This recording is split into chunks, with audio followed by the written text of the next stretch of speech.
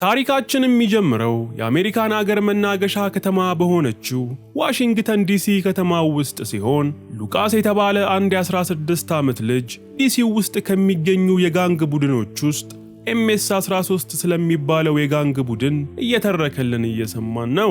MS-13 በዲሲ ከተማ ውስጥ በርካታ የጋንግ አባላቶች ያሉት ቡድን ሲሆን ይህ የጋንግ ቡድንም ገቢውን የሚያገኘው አብዛኛውን ከአደንዛዥ ዕፅ ሽያጭና የተቀረውን ደግሞ የአካባቢውን ማህበረሰቦች የግብር በሚል በሚያስከፍለው ከፍተኛ ገንዘብ እንደሆነ ሉቃስ ይነግረናል።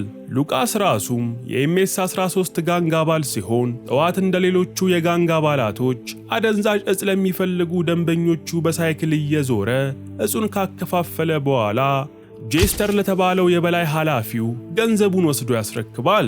ጄስተር ደግሞ የMS-13 ጋንግ መሪ ለሆነው ሪኮን የተሰራውን ገንዘብ በመስጠት የንግድ ስራቸውን ሲያቀላጥፉ ይውላሉ። የጋንጉ መሪ የሆነው ሪኮን በጣም ጨካኝና ስህተት ለሰራ የጋንጉ አባል እንኳን ምህረት የማያደርግ አረመኔ በመሆኑ አንድ ቀንም ሉቃስ የአደንዛዥ ዕፅ ስራውን እያከናወነ ሳለ ከሪኮን አደንዛዥ ዕፅ ሰርቆ ሊጠፋ የሞከረን ሰው ሪኮን ክፉኛ ሲቀጠቅጠው አይቶ ሉቃስ በፍርሃት ሳይክሉን ይዞ የአደንዛዥ ዕፅ ደንበኛው ወደ ሆነው ዳንኤል የተባለ ሰው ጋር ይሄዳል። ዳንኤል ዕድሜዎቹ በ60ዎቹ አጋማሽ የሚገኝ የመካኒክ ባለሙያ ከመሆኑ በተጨማሪ ከረጅም ዓመታት በፊት አፍጋኒስታን ላይ ዘምቶ ብዙ ዘመናትን በመዋጋት ሲኖር ከዕለታት አንድ ቀን በደረሰበት ጥቃት ምክንያት ጉሮሮ ተጎድቶ መናገር ስለተሳነው ዳንኤል ቀሪ ዘመኑን አለ ንግግር ለመኖር ይገደዳል። ዳንኤል ከሉቃስ ላይ አደንዛዥ ዕፅ የሚገዛው እንደሌላው ሰው ለመደሰት ሳይሆን በጦርነት ያሳለፈውን አሰቃቂ ጊዜያት ላለማስታወስ ራሱን ለመርሳት እንደሆነም እንረዳለን።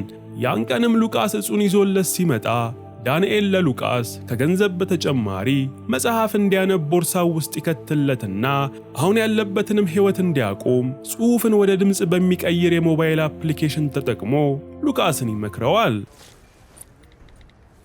ሉቃስም ቀጥሎ ለነሪኮን የሚከፍለውን የግብር ገንዘብ ለመሰብሰብ ካርሎስ ወደ ተባሉት ሱቅ ያላቸው ጎረቤቶቹ ሲሄድ ካርሎስም ሚስታቸው ታማባቸው ገንዘባቸውን በሕክምና እንደጨረሱ በመግለጽ ቀጣይ ሳምንት ግን የአሁኑን ሳምንት ጨምረው እንደሚከፍሉት ለሪኮን እንዲነግርላቸው ሉቃስን ይለምኑትና ሉቃስም እሺ ብሎ የመጨረሻ ማስጠንቀቂያ ሰጥቷቸው ይሄዳል።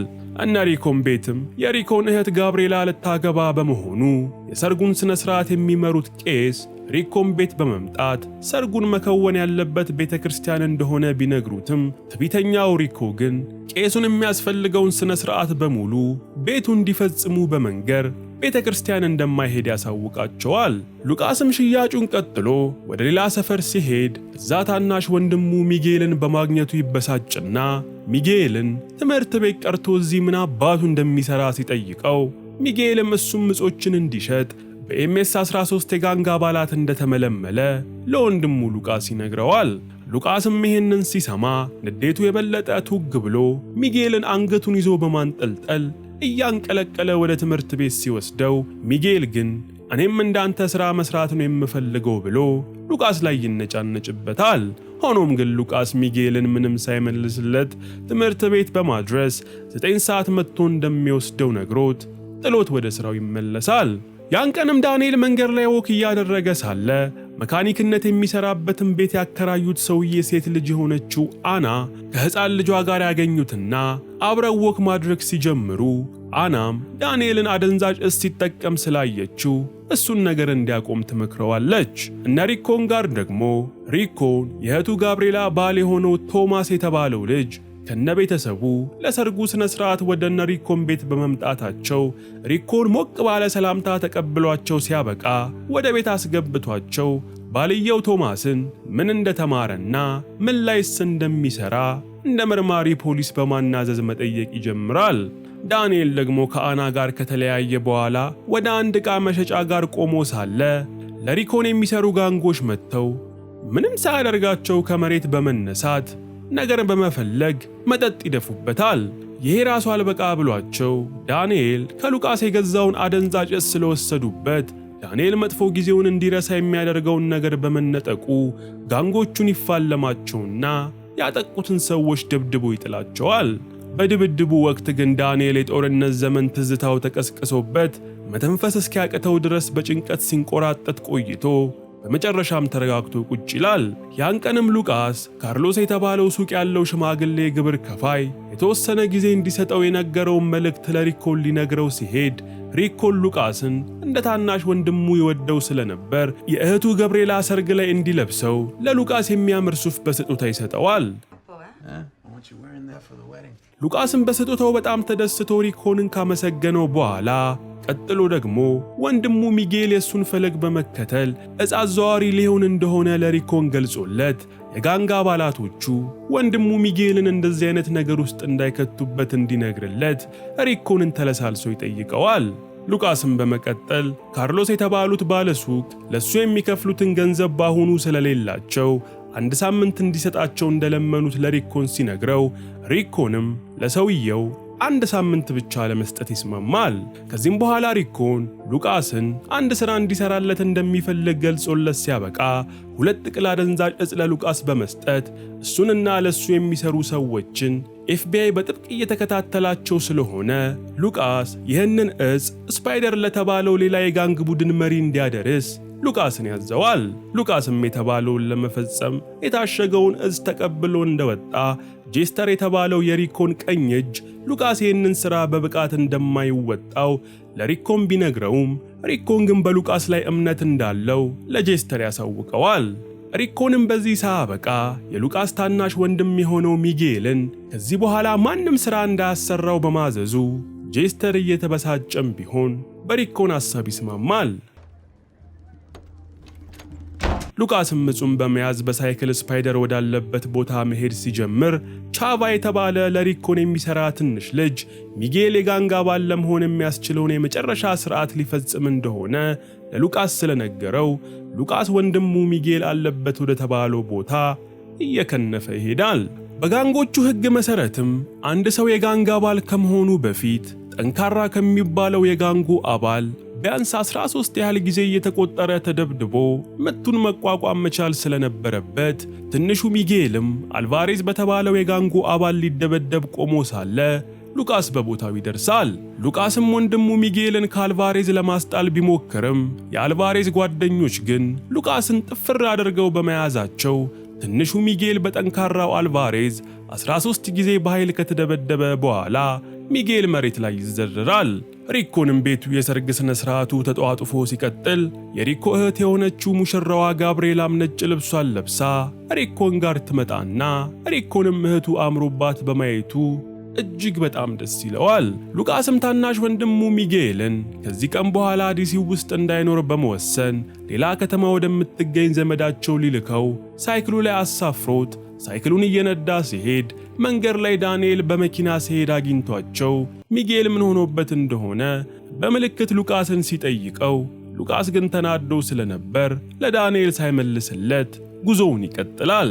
እነ ሉቃስም እቤት እንደደረሱ ሉቃስ ለሚጌል የሚያስፈልጉ ዕቃዎችን ቦርሳው ውስጥ ሲከታትት ሳያስበው አንደኛውን ጥቅል አደንዛዥ ዕፅ ቤቱ ውስጥ ይጥለዋል። ነገር ግን ሉቃስ ወንድሙን ወደ ሌላ ከተማ መላክ ከመቻሉ በፊት መንገድ ላይ ጄስተር እና አልቫሬስ ስላገኙት ጄስተር ሉቃስ እስካሁን ድረስ አድርስ የተባለውን ጥቅል ባለማድረሱ እጅግ በጣም ተበሳጭቶ ሉቃስን እንዲሁም የቤት ውሻ አቀፈው ወንድሙ ሚጌልን ይዟቸው ወደ ሪኮን ቤት መሄድ ይጀምራል። ሪኮን ቤትም የሰርጉ ድግስ ተጀምሮ የቤተ ዘመዱ ይታያል ጉዱ እየተባለ መብላትና መጠጣት ቢጀመርም ሪኮን ግን ከግቢው ውጪ አሁንም ኤፍቢአዮች አድብተው እየተከታተሉት መሆኑ ውስጡን ብግን ያደርገዋል። ሆኖም ግን ሪኮን ለእህቱ ጋብርኤላ ሲል የሰርግ ሥነ ሥርዓቱ ላይ ደስተኛ መስሎ ለመታየት መጣር ይጀምራል። ሉቃስም ከጄስተር ጋር እየተጓዘ እያለ ቦርሳው ውስጥ ያለው አንድ ጥቅል አደንዛዥ ዕፅ ብቻ መሆኑን አይቶ እጅግ በጣም በመደንገጥ ነገሩን ለጄስተር ሲነግረው ጄስተር ግን ሉቃስን በሽጉጡ ሰደፍ ደና አድርጎ ፊቱን በመምታት ሉቃስ አንዱን ጥቅሌት አባቱ እንዳደረገው እንዲነግረው ሚጌል ላይ ሽጉጥ ደቅኖ ሉቃስን ይጠይቀዋል። ሉቃስም አደገኛ ቅርቃር ውስጥ ገብቶ በጭንቀት ውስጥ ሳለ ካርሎስ የተባሉት የሉቃስ ጎረቤት በመኪና ሲሄዱ ሉቃስና ወንድሙ ሚጌል ላይ ሽጉጥ ተደቅኖ ሲያዩ ጊዜ መኪናቸውን ወደ እነ ሉቃስ በመንዳት እነ ጄስተርን በማተራመስ እነ ሉቃስን ያስጥሏቸዋል። ይህን ጊዜም ሉቃስ ትርምሱን ተጠቅሞ ወንድሙ ሚጌልን ከነውሻው በመያዝ እግሬ አውጪኝ ብሎ ከአካባቢው መሸሽ ሲጀምር ጄስተርና አልቫሬዝም እነ ሉቃስን እየሮጡ ከኋላቸው መከታተል ይጀምራሉ። ሉቃስም የጣለውን አደንዛዥ ዕፅ ሳይዝ ሪኮን ጋር ከሄደ ሪኮን ስጋውን ቦጫጭቆ ለአሞራ እንደሚሰጠው ስለሚያውቅ እነ ጄስተር ይዘው ሪኮን ጋር እንዳይወስዱት ከወንድሙ ጋር መፈርጠጡን ይቀጥላል።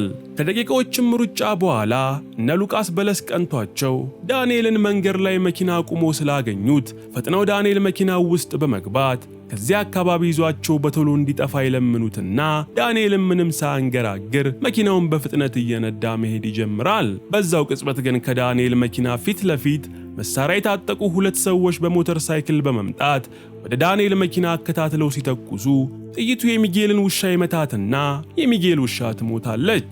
ይህን ጊዜም ዳንኤል እነ ሉቃስ ከባድ ችግር ውስጥ እንደገቡ ስለተረዳ ራሱን ጦር ሜዳው ውስጥ እንዳለ በመቁጠር መኪናውን በጥበብ እየነዳ በከተማው ውስጥ በመሽሎክሎክ ከሚከተሏቸው የሪኮን ሰዎች መሸሹን ይቀጥላል።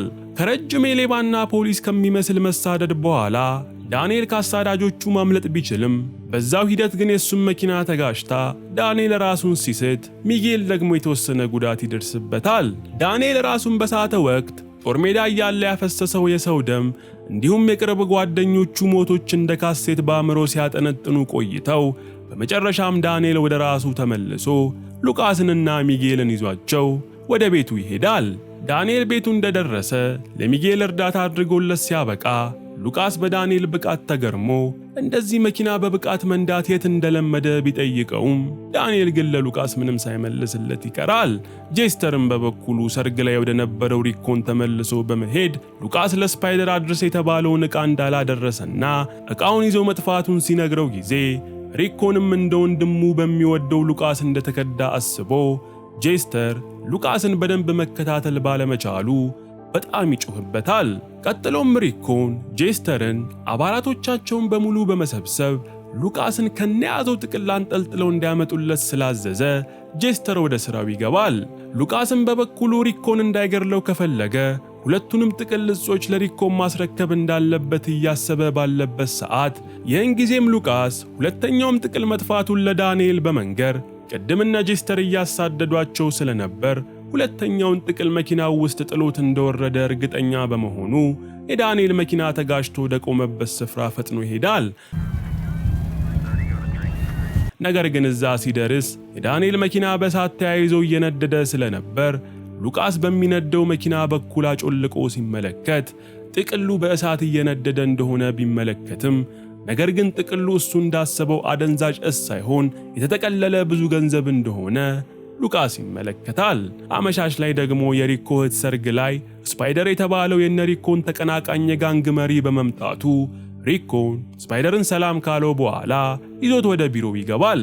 ውስጥም እንደገቡ ስፓይደር ሪኮንን ዛሬ መክፈል የነበረበትን የብድር ገንዘብ ለምን እንዳላከለት ሲጠይቀው ሪኮንም ገንዘቡን በሰው ልኮ የነበረ ቢሆንም መንገድ ላይ የተወሰነ ችግር እንዳጋጠመው በመግለጽ ገንዘቡን ነገውኑ እንደሚከፍለው ለስፓይደር ያሳውቀዋል።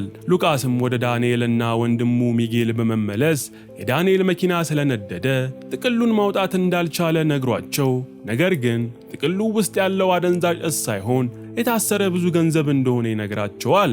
ይህ በእንዲህ እንዳለም ሉቃስ የመጀመሪያውን ጥቅል ሌት ሊጥለው እንደሚችል ሲያስታውስ ቆይቶ በመጨረሻም ወንድሙ ሚጌልን ቤት ይዞት የሄደ ሰዓት የገንዘቡን ጥቅል ቤት ወድቆ ሊሆን እንደሚችል እርግጠኛ ይሆናል።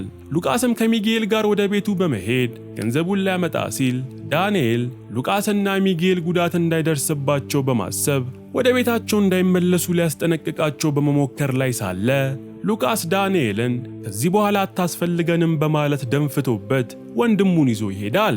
ሉቃስም ከወንድሙ ጋር ቤታቸው አቅራቢያ እንደደረሰ የቤቱ አካባቢ የሪኮን ሰዎች እንደሚኖሩ በመጠርጠር ከሚጌል ጋር ወደ ቤታቸው በህንፃው ጀርባ መስኮት በኩል ይገባሉ።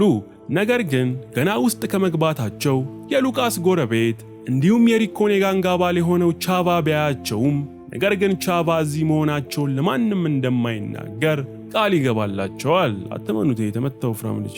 ሉቃስም ወደ ቤት ገብቶ ሲፈታትሹ እንደጠረጠረው የገንዘቡን ጥቅል ቤት ውስጥ ስላገኘው ደስ ብሎት ከቤቱ ሲወጣ ቻቫም የሪኮን ሰዎች በሌሉበት በኩል ልምራችሁ በማለት ይዟቸው እየሄደ ሳለ ድንገት ከነጄስተር ጋር ፊት ለፊት በመገጣጠማቸው ሉቃስ ቻቫ ለነጄስተር አሳልፈው እንደሰጣቸው ይገባዋል። ብያችሁ ነበርኩ። ጄስተርም የሉቃስን ቦርሳ ሲፈታትሽ አንደኛውን ጥቅል በማግኘቱ ሁለተኛው ጥቅል የታባቱ እንዳለ እንዲነግረው ሉቃስን ይጠይቀዋል። ሉቃስ ግን ቅድም ሲያሳዷቸው የት እንደጣለው እንደማያስታውስ ሲነግረው ጊዜ ጄስተር ሉቃስን በጥፊ ካጠናገረው በኋላ እሱንና ሚጌልን ይዟቸው ወደ ሪኮን መሄድ ይጀምራል። ዳንኤልም በበኩሉ ወደሚሰራበት ቦታ ሲመጣ ቤት ያከራዩት የአና አባት በሪኮን ሰዎች ክፉኛ ተደብድበው ከመመልከቱ አና ዳንኤልን ገና እንዳየችው አባቷ የተደበደበው በሱ ምክንያት እንደሆነ ገልጻ ዳንኤልን ክፉኛ ተወቅሰዋለች። ዳንኤልም ከፍተኛ የጸጸት ስሜት ስለተሰማው ፈጠን ብሎ የአናን የአባት ቁስል በማጽጃ በመጠራረግ ያከማቸው ሳለ አና ዳንኤልን ከነ ሉቃስ ጋር በመተባበር የሪኮንን አደንዛዥ እጽ ሰርቀው እንደጠፉ የሚወራው እውነት መሆኑንና አለመሆኑን ስትጠይቀው ጊዜ ዳንኤልም የሚወራው ውሸት እንደሆነ ይነግራታል። አናም ቀጥላ እንደሰማችሁ ከሆነ ሪኮን አሁን ላይ ሉቃስና ወንድሙ ሚጌልን እንደያዛቸው ለዳንኤል ስትገልጽለት ጊዜ ዳንኤልም በሰማው ነገር በመደንገጥ ወዲያውኑ ወደ ሪኮን ቤት ለመሄድ መዘጋጀት ይጀምራል። አና ግን ይሄን አይታ ዳንኤል ራሱን አደጋው ውስጥ እንዳይከት ልታስቆመው ብትሞክርም ዳንኤል ግን አናን ሳይሰማ ቀርቶ ከቤት ወጥቶ ይሄዳል። ሪኮን ቤት ውስጥም የሰርግ ስነ ስርዓቱ ገና ስላላለቀ ሪኮ ከእህቱ ጋብርኤላ ጋር መደነሱን ሲቀጥል ጄስተር ደግሞ ሉቃስና ሚጌልን ከፊት ለፊቱ አስቀምጧቸው ሁለተኛውንም ጥቅል ካላመጡ ሚጌል ሰውነታቸውን እንዴት አድርጎ እንደሚቆራረጠው በመዛት ያስፈራራቸው ይጀምራል። በዚህም መሃል ብሬንዳ የተባለችው የሪኮን ፍቅረኛ ወደ ክፍሉ በመግባት እነ ሉቃስ የሚበላ ነገር ይፈልጉ እንደሆነ ስትጠይቃቸው ጊዜ ጄስተር ግን እነ ሉቃስ የሚበሉት አሳር ብቻ እንደሆነ ስለገለጸላት ብሬንዳም ትታቸው ወደ ኩሽና ትመለሳለች። ይህን ጊዜም ኩሽና አካባቢ እየተርመጠመጠ የነበረው ስፓይደር ብሬንዳን አይቶ በስሜት በመወስወስ ከኋላዋ መጥቶ ሊነካካት መሞከር ይጀምራል። ብሬንዳ ግን ስፓይደርን ዘወር እንዲልላት ለማድረግ ስትሞክር ስፓይደር በእልህ ጠንክሮ መታገሉን ይቀጥልና ብሬንዳን ሊደፍራት ሲሞክር ሳይታሰብ የብሬንዳ ፍቅረኛ የሆነው ሪኮን ከተፍ ይልበታል። ይህን ጊዜም ሪኮን ምንም አይነት ንግግር ሳያደርግ ዘሎ ወደ ድብድብ በመግባት ስፓይደርን አስተኝቶ ክፉኛ ሲቀጠቅጠው ቆይቶ በመጨረሻም ስፓይደር ከድብደባው የተነሳ ትንፋሹ ጸጥ ብሎ ይሞታል። ዳንኤልም በበኩሉ የሪኮንን ቤት እየጠበቁ ወደ ነበሩ ጋርዶች በመምጣት አንደኛውን ጋርድ ፈጠን ብሎ ሲገድለው ሁለተኛው ላይ ደግሞ ሽጉጥ ደቅኖበት ይዞት ወደ ሪኮን የፊት ለፊት በር ይሄዳል። ሪኮንም በበኩሉ የስፓይደር ንዴት ሳይወጣለት ተይዞ ወደሚገኘው ሉቃስ በመሄድ ጥቅሉን ገንዘብ አባቱ እንዳደረገው እንዲነግረው በቁጣ ይጮህበት ይጀምራል። ውጭም ላይ ዳንኤል የሪኮን ሰው ላይ ሽጉጥ ደቅኖ በመታየቱ ከውጭ ሆነው ሪኮንን ሲሰልሉ የነበሩት ኤፍቢአይዎች ነገሩ ከቁጥጥር ውጪ ሊሆን እንደሆነ በመመልከት መሳሪያቸውን አውጥተው ፈጥነው ከመኪናቸው ይወርዳሉ። ይህን ጊዜም ኤፍቢአዮቹን ያዩት ሌሎች የሪኮን ሰዎችም መሳሪያቸውን በመመዥረጥ ከኤፍቢአዮቹ ኤጀንቶች ጋር ተፋጠው ሳለ ድንገት አንዱ የሪኮን ሰው ኤፍቢአዮች ላይ መተኮስ በመጀመሩ አካባቢው ላይ ከባድ የተኩስ ርምታ ይጀመራል። በጓሮ በኩል የሰርግ ስነ ስርዓቱ ላይ የነበሩት ሰዎችም ከርችት መተኮሱ ጋር ተዳምሮ የጥይቱን ድምፅ ሳይሰሙ ቢቀሩም ትንሽ ቆይቶ ግን ተኩሱ ተባብሶ ሰርግ ላይ የታደሙት ሁላ በበራሪ ጥይት መመታት በመጀመራቸው ሁሉም ነገር ድብልቅልቁ ይወጣል። ከሪኮን ወገንም ሆነ ከኤፍቢአዮች ዘንድ በርካታ ሰዎች በተኩስ ልውውጡ ወቅት ሲገደሉ፣ በጣም በሚያሳዝን ሁኔታም ሰርጓን እንኳን በቅጡ ያላጣጣመችው ጋብርኤላም በተኩስ ልውውጥ ሆዷ ላይ ትመታና መሬት ላይ ትዘረራለች። ዳንኤልም ከነሪኮን ሰዎች ጋር ሲታኮስ በጥይት ተመቶ በመጠኑ እንኳን ቢጎዳም ነገር ግን እንደምንም ብሎ ሪኮን ቤት በመግባት ሉቃስና ሚጌልን ከነጥቅል ገንዘቡ አግኝቷቸው እየመራ ከቤት ያስወጣቸዋል። ሪኮንም የተኩስ ልውውጡ ትንሽ ረገብ ብሎ ዙሪያውን ሲቃኝ እህቱ ጋብርኤላ በጥይት ተመታ እንደሞተች ተመልክቶ ውስጡ በታላቅ ሐዘንና ቁጣ ይሞላል።